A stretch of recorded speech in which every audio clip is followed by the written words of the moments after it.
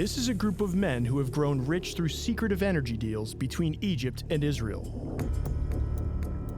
They have cost the Egyptian people billions of dollars in lost revenues. So it was obvious that Egypt was being ripped off. One of the men responsible was a confidant of ex-President Hosni Mubarak. Did you steal your country's natural resources? No. The other, a former Israeli intelligence officer who is now suing the Egyptian state. How much money will you be satisfied to take from the Egyptians? I'll settle for 50 billion. Have a good day. We investigate the role of energy in the most important relationship in the Middle East, Israel's peace accord with Egypt, as a new balance of power emerges in the region. From the Israeli perspective, it's a game changer because their one great weakness was their energy dependence on others. Israel has laid claim to some of the largest gas fields discovered this century. When gas came on stream, they called that their second liberation day. As gas shortages sweep Egypt, President Abdel Fattah el-Sisi is hoping that a clandestine deal to buy gas from Israel will secure his political future. Egypt needs gas, we can sell it. What else can be better?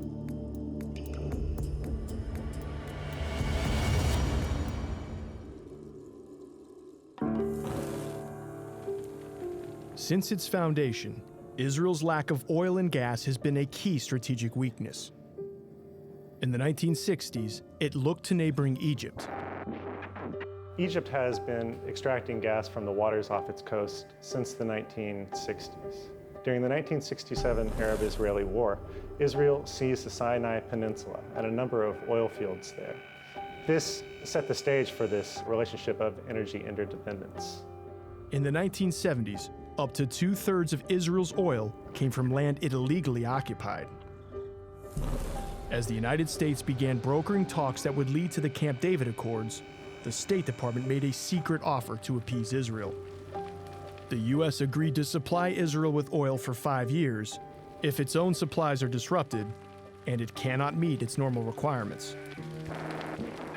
It was always a factor in the relationship between Egypt and Israel. The Sinai was, and still is, a producer. And when you got the first Camp David, part of the issue was how is that going to work? Will the Egyptians get the oil from the Sinai? When the Camp David Accords were signed in 1978, Israel agreed to a full withdrawal from the Sinai Peninsula.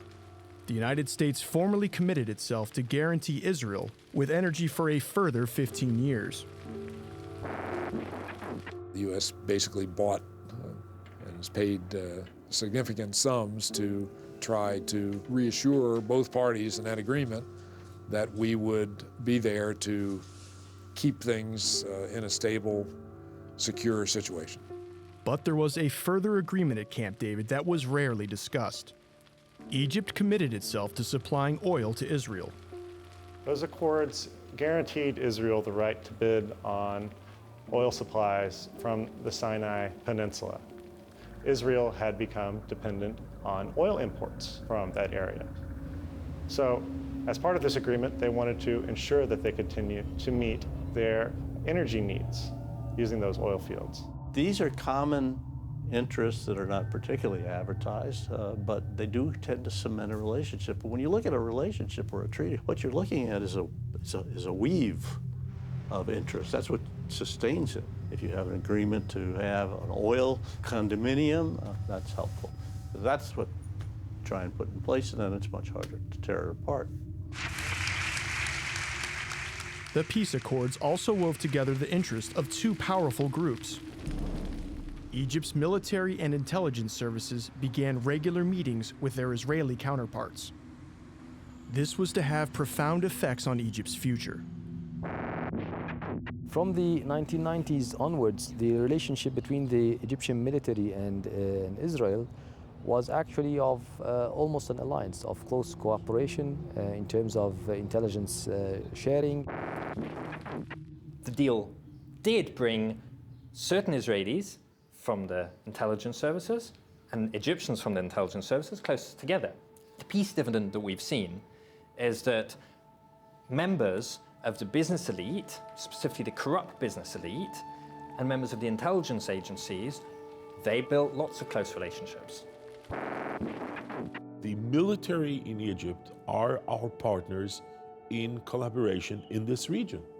The army, the government see us as legit, which is very important, and we should encourage this. In 1993, another historic deal was again to entangle energy policy with proposals for Middle East peace. In the Oslo Accords, the Palestine Liberation Organization recognized the State of Israel. Egypt was repaid for its role in convincing the Palestinian leadership to sign the deal. Edward Walker was the U.S. ambassador to Egypt and then Israel in the 1990s.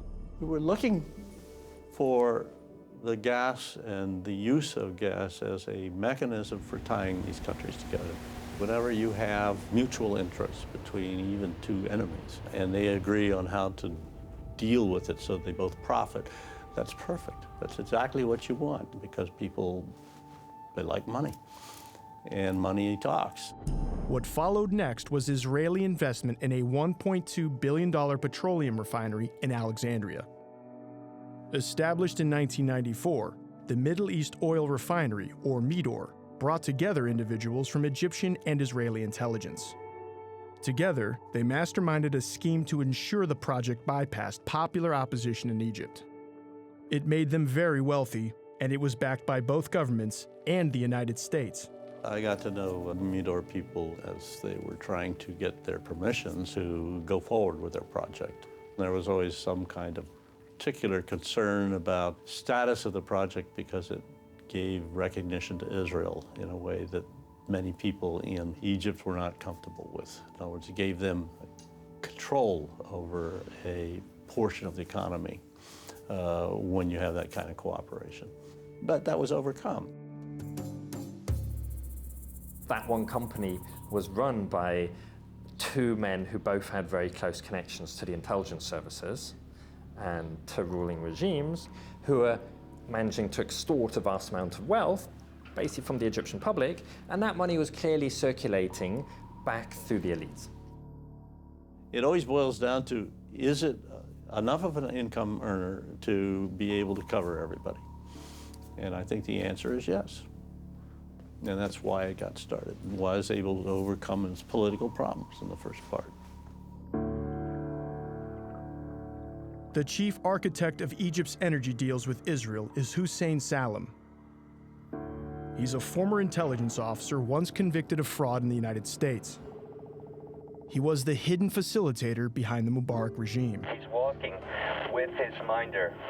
Now living in exile in Spain, Salem continues to wield influence over Egypt's energy policies. He's still coming my way. He's turning left.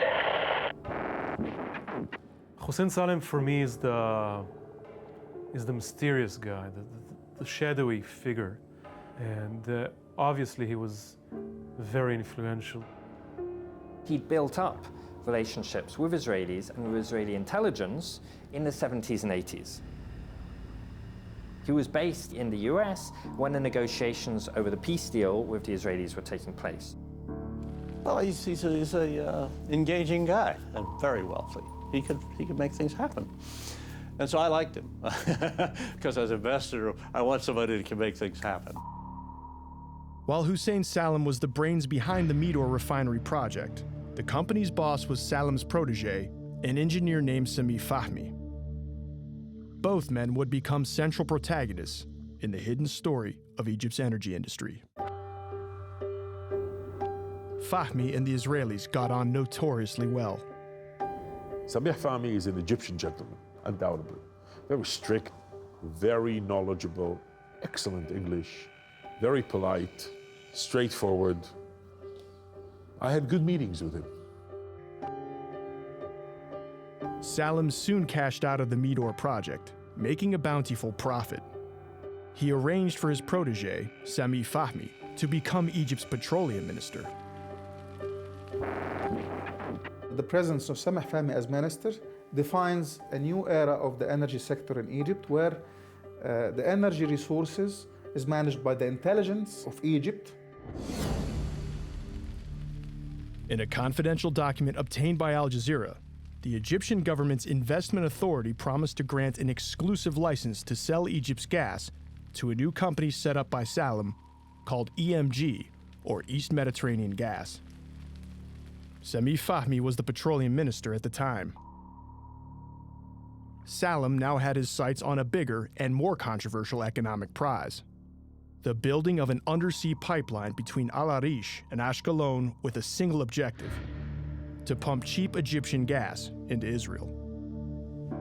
That was when the basic principle was established that Egypt would sell the gas to EMG. EMG would sell the gas on to the Israelis. This agreement didn't take the approval of the parliament at that time, and instead they have allocated the gas directly to a company that has been established by the Hussein Salem and his former intelligence people as well, like him. Partnering Salam in his newly formed company was Yossi Maimon, a former agent from Israel's foreign intelligence service, Mossad. Maimon had earlier made millions as Salam's partner on the Meteor project. In 2004, Maimon described himself to Israel's energy minister as the sole broker for selling Egypt's gas. I never liked him for the first time I saw him. And with all due respect, a person that comes to you with a note, which he didn't show, by the way, saying that he has a note that gives him the exclusive right to be the broker of gas between Egypt and Israel, I would raise an eyebrow, and that's what I did. Maimon then hired Shabtai Shavit, a former director of Mossad, to become a senior executive with EMG. I understood that Shabtai Shavit was hired by Maimon in order to promote or to enhance the deal. Why him, a former Mossad chief, beats me? I don't know. Hussein Salem and Maimon, between the two of them, had these links and networks that extended through the intelligence services and the business community, which enabled them to ensure buy-in from the key elites, from the people who needed to sign off on these deals to happen. Both governments, in Israel and Egypt, wanted to keep the true identity and role of East Mediterranean gas hidden from view. It was unclear to us who we were making the deal with, what are the real numbers, what's the profit, what are the costs of this deal.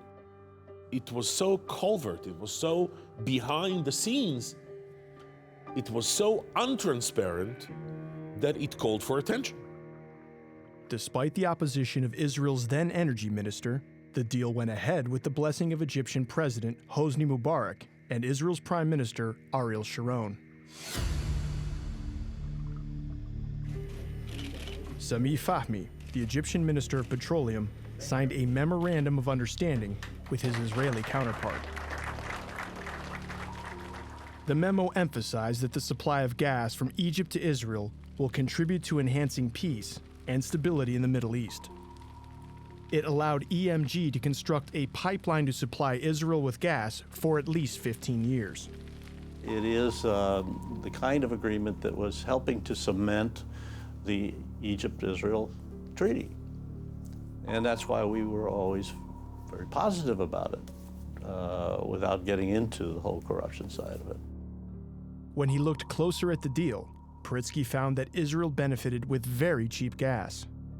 The deal that they offered was too good to be true. Too good to be true. The prices were ridiculous. I didn't know what it was, but it was too good to be true. The agreement included secret terms set out in the Egyptian government document from 2000. The price of Egyptian gas sold to EMG was fixed at $1.50 for each million British thermal unit, or MBTU. These fire sale prices remain unprecedented in the natural gas industry. In the same year, gas was being exported in other countries to Japan for $12.50. Not $1.50, $12.50. In the same year, Germany was receiving pipe gas from Russia for over $8, $9, $10 per unit. So this is vastly more, up to 8 times more what the Egyptians were receiving. The end consumer was the Israeli Electric Company, the country's primary power supplier. And at that time, it was Egyptian gas keeping the lights on in Israel's largest city, Tel Aviv. Egypt would sell to this company with less than $2 per million BTU, where Egypt at that time were importing fuel oil to run the electricity power stations with around $9 to $10 per million BTU. After the first year, the Israelis finally consented that, okay, they would pay more, but the Egyptians were still only getting $3. The fact that the Egyptians were now receiving 3 rather than 1.5 meant they were still being ripped off and still vastly underpricing the gas. And in fact, the Egyptians lost more money in 2010 at that higher price than they did in 2008 at the lower price because they were also exporting more gas. Even now, the price that Israel paid for Egypt's gas is so sensitive that officials at the electric company remain unwilling to discuss it. The deal with Egypt was very important for Israel Electric and for the state of Israel. What was the price of the gas that Israel was buying from Egypt and the quantity? We cannot talk about it. I'm sorry. We cannot. You can't talk about the terms of this? The only thing that I would tell is not the price. I'm not in a position to quote the numbers. Wait. Listen, I'm so sorry, okay? The Egyptian state was selling the gas to EMG, dominated by 2 men, Hussein Salem and Yossi Maiman. They were receiving it from the Egyptians for $3 and then selling it on to the Israelis for 4.5 and basically pocketing the difference. We tracked down Yossi Maiman as he arrived at his corporate headquarters north of Tel Aviv. The gated compound was once the center of a business empire worth billions. He rarely speaks in public and refused our earlier requests for an interview. There's been a lot of money you've made off of the sale of gas below market price from Egypt. So you say. What was the price that you paid for Egypt's gas? More than adequate for Egypt. Do you think it was fair? Yeah. Why don't you disclose the price? Gentlemen. Many people feel that the gas was sold at prices that weren't fair and that the government ripped off the people. Do you have any message to the Egyptian people? Did they sell for a fair price to Israel? Many people think it's very dangerous to swim in Australia because of both jellyfish and sharks. With respect, I'm no jellyfish, I'm no shark. Have a good day. When was the last time you talked with Hussein Salem? See you all. What's Hussein Salem like in person? Next question. I don't want anything from this, from this point of view that will, somebody Okay. can quote us, and I don't want to get involved All in right, this. okay. So please, all the questions that you've asked before also, please don't take it into about the Egyptian, nothing from us, please.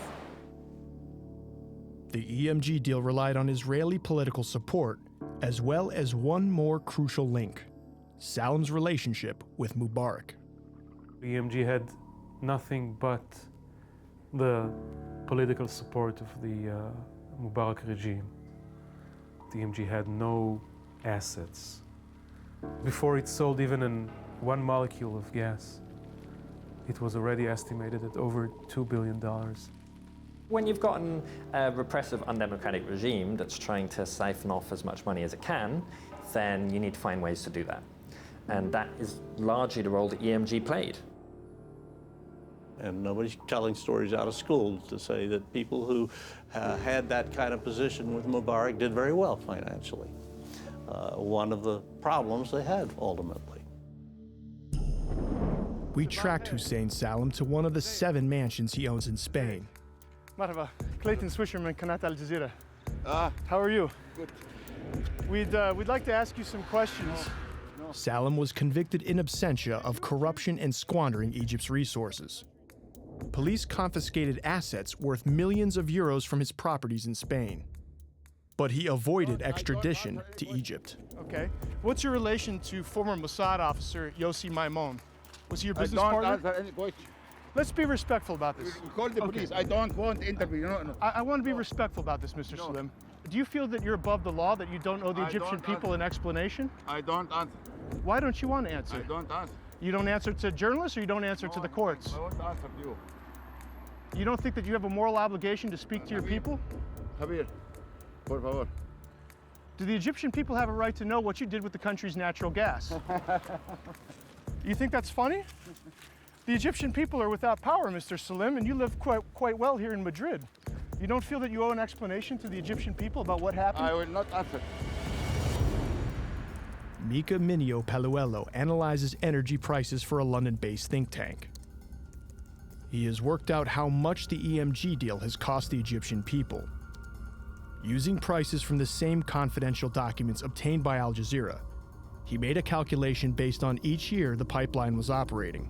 In 2008, when the gas first started being pumped, the Israelis and EMG were paying the Egyptians $1.50 per unit. And this meant that in 2008, the Egyptians took in under $100 million for the gas they exported through that pipeline. Now, at that same point in time, the Japanese were paying over $12.6 per unit of gas. Egypt could have exported the gas there instead, and instead of taking in less than $100 million, it could have taken in $770 million. Mika then worked out how much in total Egyptian taxpayers had subsidized Israeli consumers over the 3 years that the pipeline was operating. My calculations show that Egypt lost $1.8 billion through this deal. Egypt could have made $1.8 billion more dollars by using the gas in other ways. Mika also calculated the total revenue that the Egyptian people have lost from deals its government made via Hussein Salem and his Israeli associates. This includes contracts exporting gas to other countries, as well as Israel. That adds up to a total loss to the Egyptian people of possibly over $11 billion. Almost all of these involved Hussein Salem at some point in time in arranging the deals. What do you have to say to your people? Do you feel ashamed that you've been convicted of stealing the country's natural resources? No answer.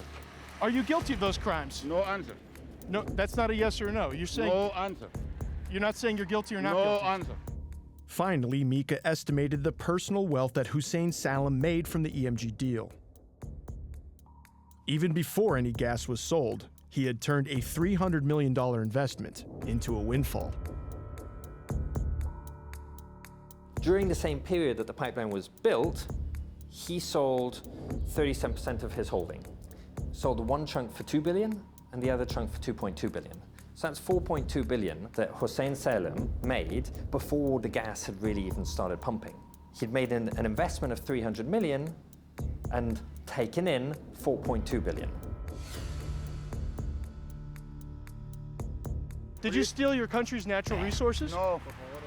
No? In part 2, how EMG shareholders now hope to reverse the pumps on their pipeline and sell Israeli gas to Egypt. Did you steal your country's natural resources? No.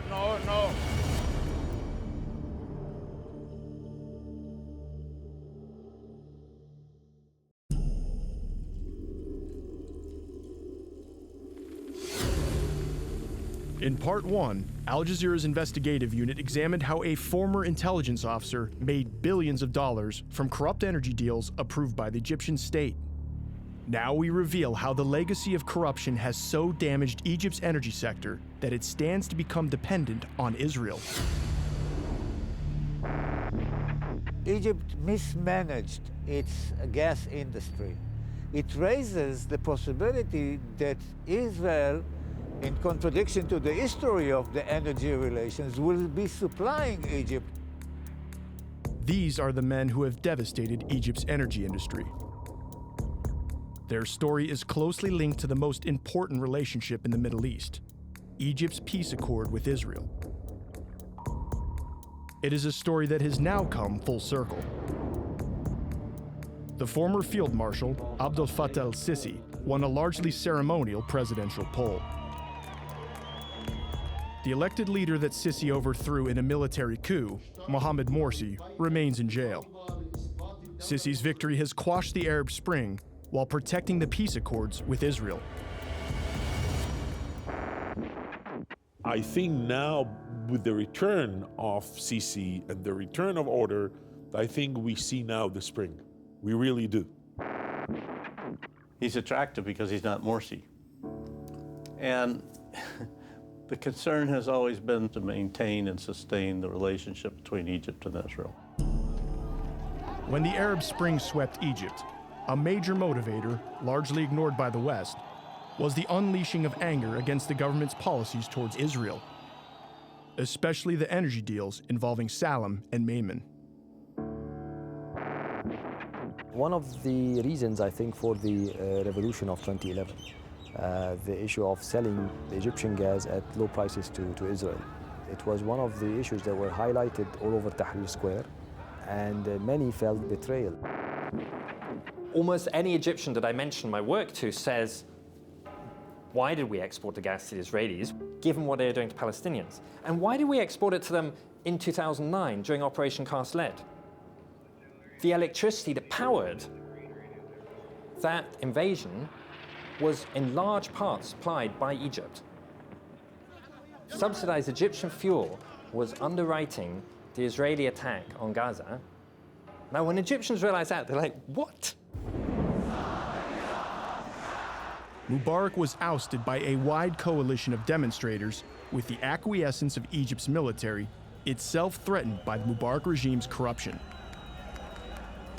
As the armed forces assumed temporary control, EMG was still using the pipeline to send gas to Israel, even though Salem, its founder, had fled. Hussein Salem, cleverly enough, had absconded within days of the 2011 revolution starting and run off with a load of money in his bags. Anger at the EMG deal prompted frequent attacks on the pipeline carrying the gas to Israel. More than a dozen bombings brought the flow to a halt. In April 2012, the Egyptian army intervened. The military was trying to kind of send a sort of olive branch to the revolutionaries by at least temporarily halting those gas sales and canceling that contract. But the decision to close the pipeline would have far-reaching consequences. Israel had insisted the EMG contract contain a clause obligating Egypt to provide a continuous and uninterrupted supply of gas for 15 years. That promise allowed the EMG directors to protect their own profits. So by abruptly breaching the contract, the military set off the legal equivalent of a ticking bomb. The supply contract underlying the gas exports included specific references that if the investments of EMG and the profit-making possibilities of EMG were threatened, then EMG would be able to go to the International Chamber of Commerce and to use their International Court of Arbitration to seek compensation. Shortly after the pipeline was shut, Yossi Maimon launched a barrage of legal proceedings against the Egyptian government at various international courts. With allegations of corruption surrounding Salem, Maimon is now steering the legal action on behalf of EMG shareholders. These arbitration forums tend to serve the interests of multinational corporations. When you go to International Court of Arbitration, companies almost always win, which means that if Egypt loses, which is highly likely, then Egypt's resources can basically be confiscated in other countries. EMG can say, well, we want that, we'll take this, that's worth 500 million, we'll take that, that's worth $1 billion, we'll take that, that's worth $1 billion. EMG has filed 4 separate actions at arbitration courts, including the World Bank. These cases are pending, and the sums involved are so huge that, in theory, they could bankrupt the Egyptian state. What they've asked for is $8 billion. Hussein Salem has already walked away with $4 billion. And now the investing companies want compensation for another $8 billion because that's what they say they would have made in profit in the next years. Egypt's treasury has around $14 billion of foreign reserves. $8 billion, that's more than half of Egypt's total foreign reserves that it's currently using to just about keep ticking over. And all of this is because of a corrupt deal that was signed to basically support 2 dodgy businessmen, an Israeli one, an Egyptian one, to siphon off public wealth and distribute among certain elite characters. Well, we tried to get an interview. I asked Yossi Maimon to explain EMG's intentions. We want to ask you have massive cases against the Egyptian government. It is. How much money? $8 billion is at stake. How much money will you be satisfied to take from the Egyptians? I'll settle for 50 billion. Have a good day. By the summer of 2014, Egypt's energy sector is in a full-blown crisis. Years of corruption have destroyed its relations with global energy companies.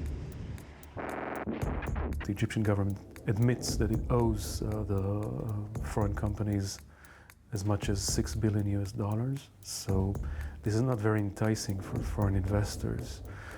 So Egypt has big difficulties in attracting foreign capital. And the problems don't end there. In addition to EMG's lawsuit, there is another $6 billion claim levied against Egypt, this time by the Spanish energy giant Union Fenosa.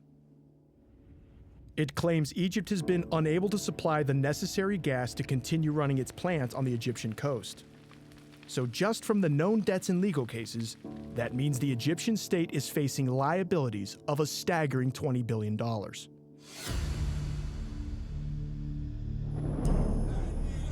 While decades of crooked deals had undermined Egypt's energy sector, a presidential candidate was emerging who pledged to clean up the industry. In the shadow of the military, the Muslim Brotherhood candidate, Mohamed Morsi, won the country's first free election. Back in Washington, policymakers began to reconsider their promotion of democracy in the Middle East.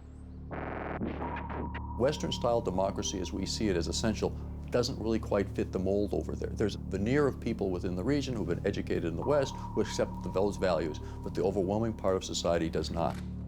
The Muslim Brotherhood is pretty solid reputation for not being highly sympathetic to the West, and particularly not to the United States. So it was not really in our interest to see them succeed. An Islamic-leaning government also sounded the alarm in Tel Aviv. What do they have to do with democracy? God knows. And this almost stupidity to bring Western values into a country which is fully Islamic, many of which are poor, fundamental Islams, is ridiculous.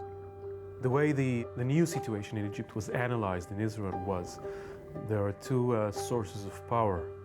There is the government of Morsi, which is unfriendly to the Israeli interests, and there was the military establishment, which was seen as a possible partner. Morsi's attempt to confront the rampant corruption in the energy sector coincided with the trial of the former Minister of Petroleum, Sami Fahmy, along with EMG founder Hussein Salem, who was in exile in Spain. Each was sentenced to 15 years for their roles in selling natural gas to Israel at below market rates. In terms of fighting energy corruption, that was about as far as it would go. Assisting the president was Hatem Azam. He was not from the Muslim Brotherhood, but brought with him decades of experience in the oil and gas industry. President Morsi was facing a lot of pressure with this network of corruption that exists in the intelligence, in the military. This energy corruption network was one of the strongest reasons why the leaders, the army generals, decided to make the coup over Morsi. The energy sector was also to play a central role in staging the coup. Suddenly, there were shortages. We saw massive lines in petrol stations throughout the country. We also saw electricity cuts and shortages. The propaganda machine was basically saying that Morsi is behind all this. He is behind the gas cuts. His election was bad luck, and see what's happening to the energy. Only later would clear evidence emerge of the military's deliberate actions to spark public unrest. The Egyptian military used the supply of gasoline and the gas station as a weapon to throw off Morsi. One day after the coup, all these queues have disappeared and everything goes back to normal. Voila, you see all these local TV stations saying that, see, the brilliance of al-Sisi has resolved this in no time and so on. After the army ousted Morsi, much of the world viewed events in Egypt with horror. The military, then led by General Sisi, had overthrown a democratically elected president and crushed the party that he belonged to. You had the worst massacre in Egypt's modern history happening under Sisi, when you kill more than 1,000 people in less than 7 hours. The United States was critical of the bloodshed, but stopped short of withdrawing support for the regime. They were very careful not to say it was a coup. So, and if you look back at the statements and so on, sort of used every euphemism they could except coup. So it was not a coup. Let's get that straight. It isn't just having elections, that's wonderful, but what comes after the election? If there's not a framework for making government work to accomplish things, then it's very hollow. The lack of real democracy has allowed the Egyptian military's partnership with Israel to prosper without any public accountability. That includes the nature of President Sisi's contacts with Tel Aviv. There was very clear, close coordination between the Egyptian military, led by Sisi, and Israeli officials at the highest levels in order to ensure a rapid transition to the kind of resumption of a military government in Cairo. The relationship is going well. It's technically sound. They're cooperating on the military side. So it's sort of back to normal, if that would be called normal. But one important factor has changed. After years of plentiful gas, Egypt is now in the throes of genuine gas shortages. Egypt's desperate. There's queues outside petrol stations. Almost every night there's a blackout. You never know when it's going to be. The economy is struggling, people are furious. What's happening now in 2014 is happening for real. It's not fabricated anymore. Egypt is really suffering now a dramatic shortage of energy resources. Meanwhile, a staggering find has been made in the Mediterranean. In 2010, Israel laid claim to deep water fields that hold up to 26 trillion cubic feet of natural gas. Called Leviathan and Tamar, these huge discoveries are the largest of their kind this century. If you talk to the Israelis now, they are self-congratulating each other, and when gas came on stream, they called that their second liberation day. And once Leviathan comes on stream, with the possibility of exporting gas to Egypt, the implications for Israel will be tremendous. Suddenly, right next door, the Israeli state has more gas than it needs. Suddenly, the Israeli state is saying, yeah, we've got some gas. Do you want to buy it? You have to pay a lot more than what we paid you. Right now, Egypt needs gas. We are in close proximity. From the technical point of view, it will take very short time to have a flow of natural gas to Egypt. After the coup, Sisi began to arrange the deal that could secure his political future. The regime made secret approaches to Tel Aviv. Since the overthrow of Mohamed Morsi, contacts have resumed between the two governments. There have been several meetings, mainly from the Egyptian side. The Egyptians are very interested, very curious to know how much the Israeli government would stand up to such deal, ensure the flow of gas. The company that has been operating the rigs and leading Israel's exploration in the Mediterranean is the Texas-based Noble Energy. They refused our request for an interview and would not discuss gas sales to Egypt. We also tracked down Egypt's top diplomat in Israel, Mustafa Cooney, but he too refused to meet with us. Israelis tell us that Egypt is keeping its approaches clandestine because the regime in Cairo needs to buy time. What they want to do is establish themselves from the domestic point of view, gain political support, and then go into economic ventures with Israel. In January 2014, Sisi put the first part of his plan in place. The Reuters news agency noted that the Egyptian government had quietly lifted restrictions on private oil and gas companies operating in Egypt. For the first time in the country's history, companies can now import gas from any foreign energy provider. 4 months later, Noble Energy announced a letter of intent with the Spanish firm Union Fenosa to supply natural gas from offshore Israel to its gas liquefaction facilities in Egypt. Noble Energy have examined the notion of selling the gas to Egypt.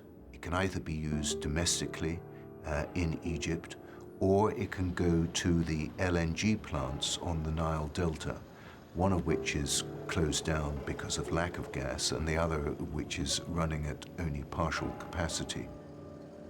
The two liquefied natural gas, or LNG plants, on Egypt's coast at Idku and Damietta are key to Egypt's proposed deal with Israel. One is run by the Spanish Union Fenosa, which is also suing Egypt for $6 billion. LNG is a method of freezing gas until it becomes a liquid. It can then be transported by tanker rather than pipeline and sold in far greater volume.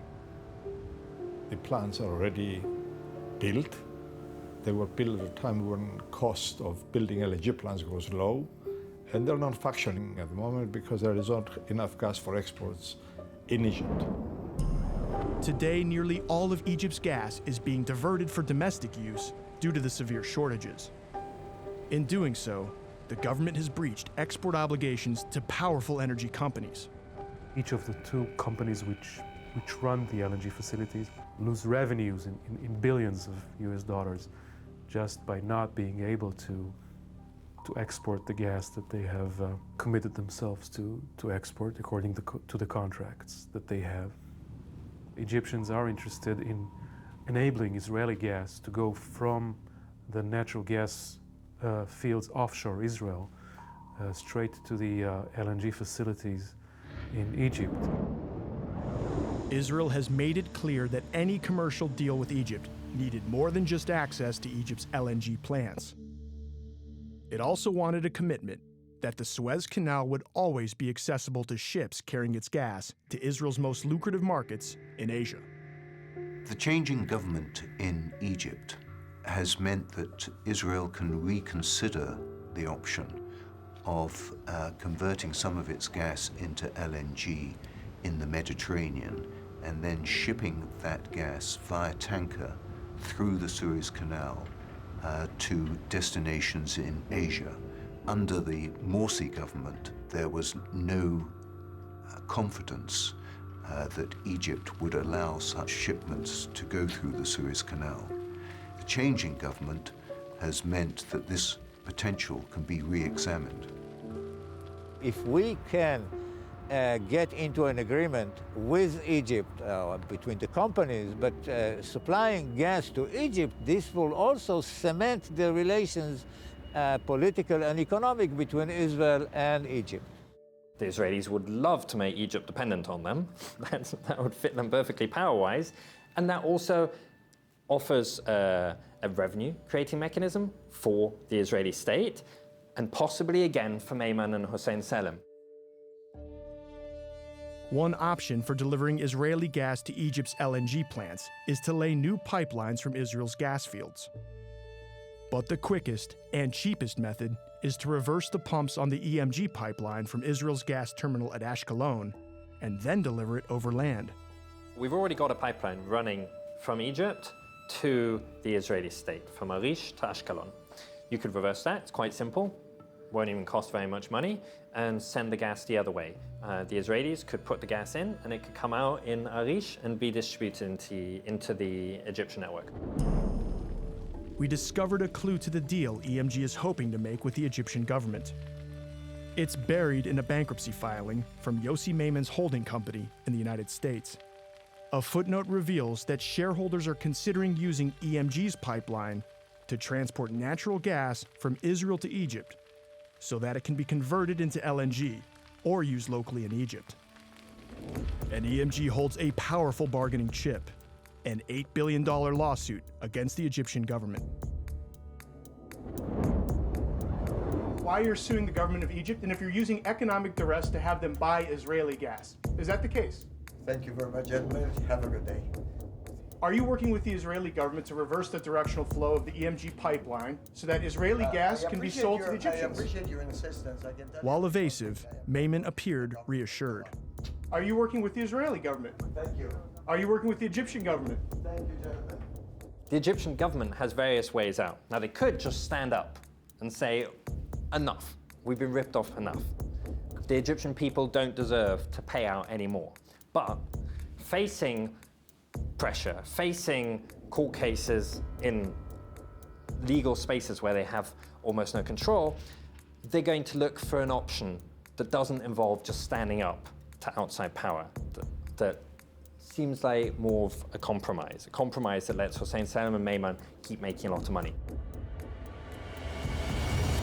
In Cairo, the former oil minister Sami Fahmy was released from custody pending a retrial which is yet to happen. Hussein Salem is expected to return to Egypt with the charges against him dropped. The hidden story of Egypt's energy industry is back on track. They didn't lose everything when Morsi came on board. The military sustained its relation. We still had the people we were talking to. The Israelis had the people they were talking to. It was all going on while Morsi was in power. He hadn't been there long enough to really change the structure that much. So you had the same people or their replacements in place with the same basic interests involved. I will not answer. Will you answer to the judges? Yes, I will. When are you going to answer to the judges? When they call me. We'd be happy to come in and have an interview if you'd invite us. Are we welcome? Any message to the Egyptian people? Israel will be the only one that will end up stronger out of this, and all the Arab people around will end up much more weaker. It's basically saying to the Israelis, look, you want to screw us? Here's a tool you can use to screw us. If you want to turn off our gas because you want to put pressure on us, here, you can do it. If you want to stop our economy, here's the tool to do it. The Egyptian public can make a calculation that it's happier to have electricity 24 hours a day because they deal with Israel and getting natural gas, or they would prefer to be in the dark for some hours a day as a matter of principle.